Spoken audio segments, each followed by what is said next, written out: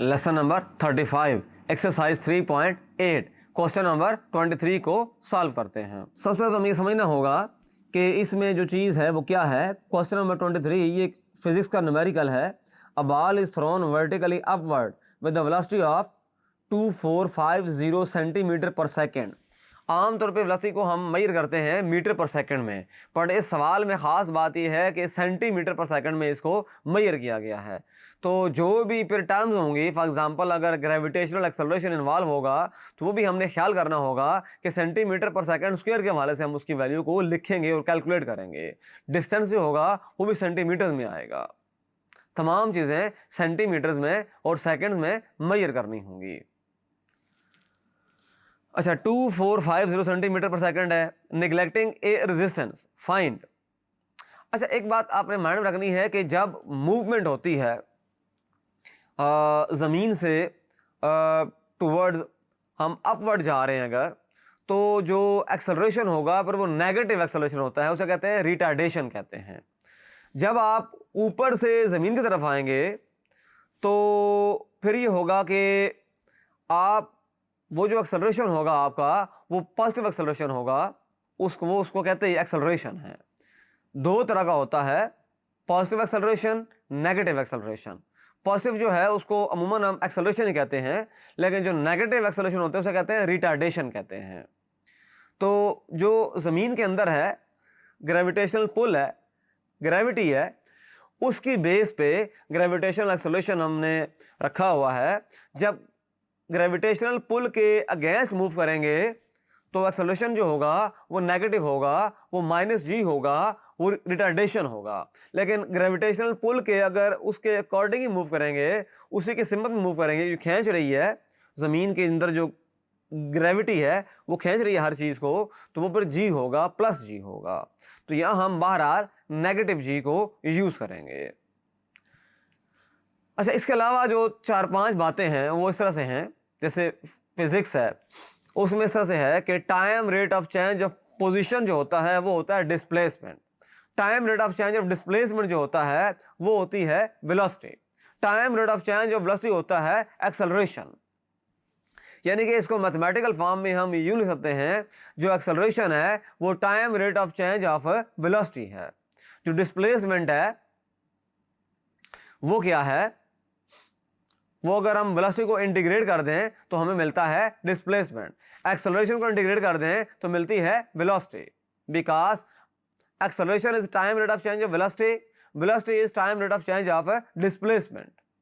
Displacement को differentiate किया जाए मिलेगी वेलोसिटी, वेलोसिटी को इंटीग्रेट किया जाए मिलेगा डिस्प्लेसमेंट, वेलोसिटी को डिफरेंशिएट किया जाए मिलेगा एक्सेलरेशन, एक्सेलरेशन को इंटीग्रेट किया जाए मिलेगी वेलोसिटी। तो ये आपस में चीज़ें इस तरह से कनेक्टेड हैं। तो जो एयर रेजिस्टेंस है उसको हम निगलेक्ट करेंगे, तो हमने पहली चीज़ जो फाइंड करनी है, हमने फाइंड करनी है velocity of ball at any time t। दूसरी चीज distance travelled in any time t। तीसरी चीज maximum height attend by the ball. तीन चीजें हमने फाइंड करनी है।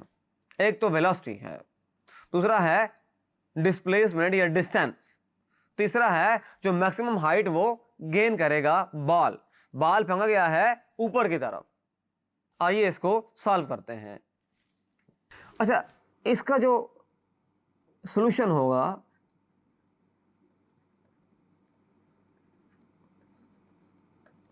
इसमें जो मैथमेटिकल मॉडल है dv/dt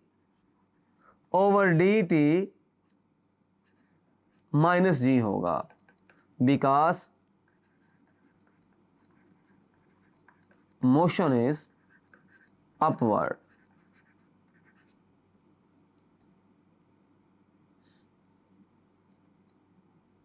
अपवर्ड मोशन है।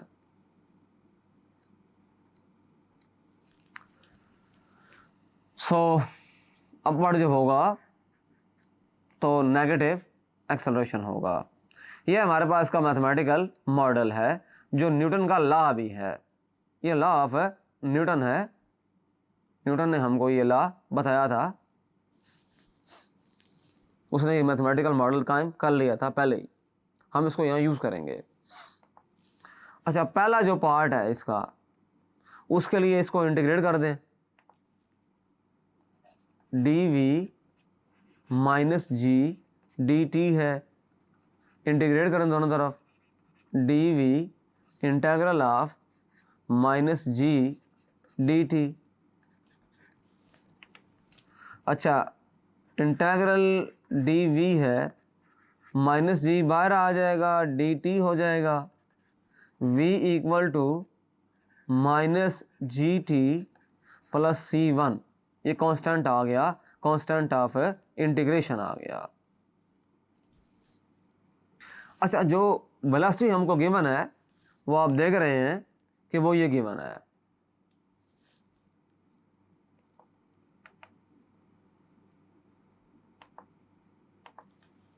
But when t equal to 0, v जो है वो है 2450 सेंटीमीटर पर सेकेंड है, 2450 सेंटीमीटर पर सेकेंड है, ये है। तो इसको आप कोई नाम दे दें, इक्वेशन नंबर 1 कह दें। 1 इम्प्लाइज, 1 में ये वैल्यूज पुट कर दें तो v का आंसर आ जाएगा, माइनस जी और यहाँ 0 हो जाएगा, और प्लस, बल्कि v की जगह हम पुट करेंगे, इसकी वैल्यू पुट करेंगे, ये जो वैल्यू हमें गिवन है 2450,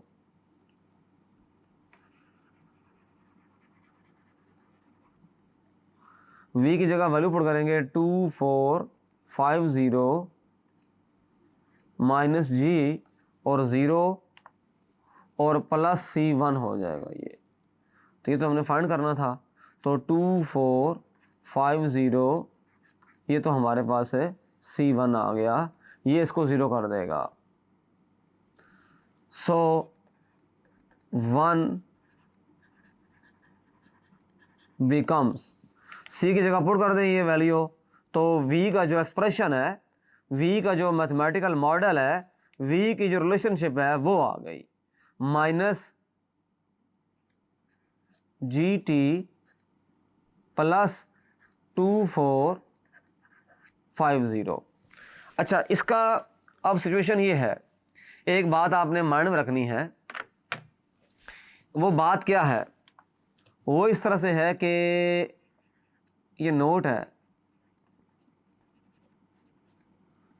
जी की वैल्यू होती है 9.81 मीटर पर सेकेंड स्क्वायर, लेकिन चूंकि मीटर में 100 सेंटीमीटर होते हैं, और इसका मतलब ये होगा 9.81 मल्टीप्लाई करेंगे 100 से तो 981 आ जाएगा। तो फिर इसका मतलब अल्टीमेट ये हुआ कि जो जी की वैल्यू होगी वो होगी 981 सेंटीमीटर पर सेकेंड स्क्वायर, तो v की वैल्यू आ जाएगी माइनस 981 सेंटीमीटर, बल्कि इसको अंडरस्टूड बात है कि यहाँ से 15 लिख दें और प्लस कर दें 2450। अच्छा, इसको इस तरह लिखेंगे, रीराइट करेंगे, v आ जाएगा 2450 माइनस 981 t, तो ये v का मैथमेटिकल मॉडल आ गया। यहाँ पर आपने इसको सॉल्व कर लिया तो इसको आप कह दें इक्वेशन नंबर 2 कह दें, बल्कि इसको अगर यूँ लिखा जाए तो ज़्यादा बेहतर रहेगा ताकि एम्बिग्विटी ना हो। वो 1 थी, इसको आप इक्वेशन नंबर 2 कह दें। अच्छा, अब पहला पार्ट तो हमने सॉल्व कर लिया, हमने v का एक्सप्रेशन फाइंड कर लिया। अब हम फाइंड करेंगे इसी पैटर्न पे डिस्टेंस। तो इसका मतलब ये है, ये तो हो गया v, ये जो होगा ये होगा s, ये जो होगा ये होगा h हाइट, यानी कि ये हाइट होगी। और इसको भी क्योंकि अपवर्ड मूवमेंट हो रही है, लिहाजा एस कहने की बजाय इसको एच कह दिया जाए तो तब भी ठीक है। अच्छा, पार्ट नंबर 2 फाइंड करते हैं। अब हमने एच को फाइंड करना है, एच का एक्सप्रेशन फाइंड करना है। Since v is equal to d s over d t, तो or v is equal to d h over d t. Distance जो ट्रेवल किया, क्योंकि अपवर्ड किया तो h हमारे पास है डिस्टेंस ट्रेवल्ड है, h इज डिस्टेंस ट्रेवल्ड। अच्छा, दिस एम्प्लाइज, इसका मतलब ये हुआ कि v की जगह पर आप ये पुट कर दें, बड़ा सिंपल है ये तो, 2450 माइनस 981 t, ये आ जाएगा D h over d T. Simple, हमने v की जगह पर उसका एक्सप्रेशन पुट कर दिया। अब इसको इंटीग्रेट करेंगे तो कैसे लिखेंगे इसको, 2450981 t, और इधर आ जाएगा dt, इधर आ गया dh। और इसको हम यूं भी लिख सकते हैं, dh 2450 माइनस 981 t, और बाहर क्या है dt। दोनों तरफ इसको इंटीग्रेट कर दें, इंटेग्रल dh इंटेग्रल 2450981 t, और साथ में क्या होगा dt। तो ये तो बड़ा सिंपल हो गया। अब इसका जो आंसर बनता है वो बनता है h is equal to 2450 t minus 981 T square over 2, और प्लस C2 कांस्टेंट ऑफ है इंटीग्रेशन आ जाएगा। तो हमारे पास ऐसे हुआ कि h आ गया 2450 माइनस 981 ओवर 2 टी स्क्वायर, और प्लस है C1। इसको आप कह दें इक्वेशन नंबर 3 कह दें इसको। अब सिचुएशन ये है कि जब वेलोसिटी हमारे पास 0 होगी, जब वेलोसिटी हमारे पास 2450 होगी तो टाइम हमारे पास 0 होगा। तो ये चीज़ भी हम इसमें अप्लाई कर सकते हैं। नाउ पुट, यहाँ पर C2 होना चाहिए, ये C2 है। अच्छा, इसके अंदर ऐसा से है कि अगर देखा जाए, नाउ इनिशियली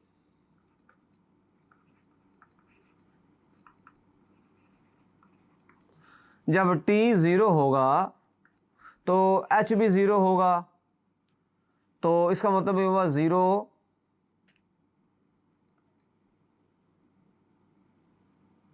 यहाँ t है, देखें ये यहाँ t है, इधर t स्क्वायर है, यहाँ कुछ भी नहीं है, तो यहाँ t है। तो इसका मतलब ये होगा कि जब t 0 पुट करेंगे तो 2450 और यहाँ पर 0 माइनस 981 ओवर 2, 0 का स्क्वायर प्लस C2, तो 0 is equal to 0 minus 0 plus C2। This implies C2 की वैल्यू हमारे पास है 0 आ गई। तो h फिर हमारे पास आ गया 2450 t minus 981 over 2 T square. यह हमारे पास एक मैथमेटिकल मॉडल आ गया जो h का है। इसमें C2 0 हो गया, इसको आप कह दें इक्वेशन नंबर 4 कह दें। अब इसका जो आखिरी पार्ट है वो सॉल्व करेंगे, मैक्सिमम हाइट फाइंड करेंगे। थर्ड पार्ट, आखिरी पार्ट इसका। नाउ फॉर मैक्सिमम हाइट, उधर जो v है वो 0 होगा, क्योंकि जब वर्टिकल बाल जो है जब मैक्सिमम हाइट अटेन कर लेगा तो ज़ाहिर बात है वहाँ स्टॉप हो जाएगा, उधर v हमारे पास है 0 होगा। जब v 0 होगा तो v वाला जो एक्सप्रेशन है वो यूज कर लेते हैं, इक्वेशन 2 पे काम करेंगे। ये देखें, ये इक्वेशन 2 है आपके पास। तो जब v 0 होगा तो ये 0 बन जाएगा और इधर आएगा 2450 माइनस 981 और ये t आ गया। अच्छा, इसको आगे इस तरफ ले आए तो 981t 2450, तो यहाँ से जो t होगा 2450 ओवर 981, तो t हमारे पास आ जाएगा 2450 डिवाइड बाय 981। तो ये आ जाएगा t की जो वैल्यू आएगी वो आएगी 2450 ओवर 981 सेकेंड्स। इसको पॉइंट में लिख सकते हैं, कोई इशू नहीं है, पॉइंट में ये बनता है। और t की वैल्यू जो है वो बनती है 2.4975 सेकेंड्स। ये लिख लें तभी ठीक है। ये देखें, हमने t फाइंड कर लिया 2.4975 सेकेंड्स। तो अब हाइट वाला जो फार्मूला है वो अप्लाई करेंगे। नाउ जो इक्वेशन 4 है, जो वो हमने इक्वेशन 4 कहाँ निकाली थी, ये 4 निकाली हुई है, इसमें t की वैल्यू पुट करेंगे और h आ जाएगा हमारे पास। 4 इम्प्लाइज, यहाँ देखें h की जगह कुछ भी नहीं होगा, वो फाइंड करना है, ज़ाहिर सी बात है। 2450 और यहाँ पर आएगा t की वैल्यू पुट करेंगे 2450 ओवर 981। अच्छा, माइनस 981 इंटू 2450 981 स्क्वायर। अब सिंप्लीफाई कर लें, रिजल्ट आ जाएगा हमारे पास 2450 इंटू 2450 डिवाइडेड बाय 981। ये आ गया 611.8.756371। अच्छा, माइनस करेंगे, इसको सॉल्व कर लेते हैं। 981 मल्टीप्लाई 2450 मल्टीप्लाई 24, क्योंकि उसका स्क्वायर है, उसको दो मल्टीप्लाई करना पड़ेगा, डिवाइडेड बाय ब्रैकेट अप्लाई कर लें। इसका आंसर आएगा, देखें यहाँ पर से था, ये 981 ओवर 2 है। ये हमने एरर कभी भी नहीं देखना होता है, हमने हमेशा केयरफुल करनी होती है कैलकुलेशन। तो अगर छोटी सी भी कोई मिसिंग करेंगे तो आंसर हमारा कभी भी ठीक नहीं आएगा।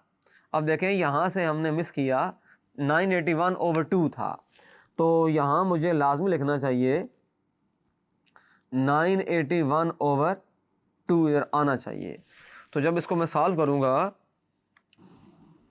इसका आंसर बहरहाल आ रहा है 3059.378186। तो h जो है वो आ गया 3059.378185 सेंटीमीटर। h जो है वो देखें कि वो आ गया 3059.378185 38, ये सेंटीमीटर में है। अगर मैं इसको मीटर में लेके जाता हूँ तो 3059.38 इसको डिवाइड करना पड़ेगा 100 पे, तो ये आ जाएगा 30.59। तो 3059.38 डिवाइड बाय 100, तो ये आ गया 30 तो ये मीटर में आ गया। तो हाइट जो कवर हुई तकरीबन 31 मीटर कवर हुई है। ये इसका आंसर आ गया फाइनल। तो इस लेसन में हमारे पास जो सिचुएशन थी वो से एक बाल फेंका गया अपवर्ड, वर्टिकली अपवर्ड। तो हमने, चूंकि ये बात हम जानते हैं कि जो एक्सेलरेशन होता है फिर वो -g होता है, यानी कि नेगेटिव ग्रेविटेशनल एक्सेलरेशन। तो हमने जो न्यूटन का लॉ है, लॉ ऑफ ग्रेविटेशन, उसके लिहाज से हमने मॉडल देखा dv/dt is equal to -j। तो उसको इंटीग्रेट किया, v का एक्सप्रेशन आ गया। अब v होता है ds/dt या dh/dt। जब डिस्टेंस होगा हॉरिजॉन्टल तो ds/dt होगा, लेकिन जब डिस्टेंस होगा वर्टिकल तो dh/dt होगा। उसको हमने इंटीग्रेट किया, h का एक्सप्रेशन आ गया। फिर हमने थर्ड पार्ट में, चूंकि इनिशियली तो चीज़ें जो थी वो तो हैं ही हैं, लेकिन जब हाइट मैक्सिमम अटैन होगी तो वहाँ वेलोसिटी 0 हो जाएगी, v 0 हो जाएगा। तो जो एक्सप्रेशन था v वाला, उसमें हमने वहाँ से v का पुट किया और t को वहाँ से हासिल किया, t सेकंड में आ गया, उसको यूज़ किया h वाले एक्सप्रेशन में, तो हमारे पास मैक्सिमम हाइट आ गई। इस तरह से क्वेश्चन कंप्लीट हो गया। मुझे पूरा यकीन है कि आपको ये चैप्टर अच्छे अंदाज में समझ आ गया है। इंटीग्रेशन में आपने एक बात हमेशा माइंड में रखनी है कि जो भी प्रॉब्लम है या जो भी क्वेश्चन है, जो भी एक्सप्रेशन है, मैथमेटिकल इक्वेशन है, उसको हम फ्रेम में लेकर आते हैं। तो ये चैप्टर नंबर 3 था, इंटीग्रेशन। मेरा नाम असद राजा है, math instructor tutoria.pk। Thank you.